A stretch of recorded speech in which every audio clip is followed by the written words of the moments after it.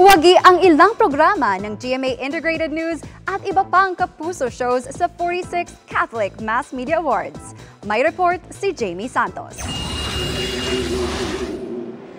Sa ika-46 na taong pagkilala ng Archdiocese of Manila sa pagkamalikhain at dedikasyon ng media sa pag-uplift ng values at pagiging inspirasyon sa positive change, double win ang nakuha sa print category ng GMA News Online. Wagi bilang news coverage ang A Constitution Named Freedom, the interim charter under Cory Aquino, nina Lianes Capanti at Hannah Borday. Nakuha naman ng Wombs for Rent ni Marco Romas ang Best Investigative Report. Sa larangan ng telebisyon, ginawaran ng special citation sa Best News Program category ang GMA Regional TV 1 Mindanao.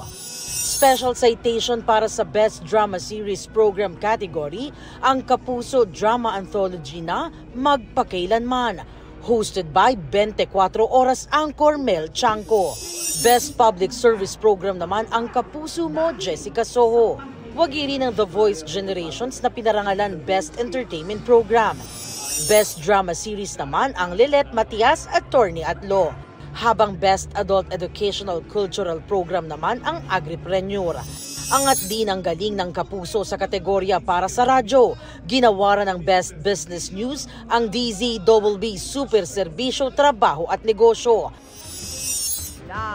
Noong 2012 na inaugurate na sa CMMA Hall of Fame ang 24 Oras sa kategoryang Best News Program. Para sa GMA Integrated News, Jamie Santos, nakatutok 24 Oras.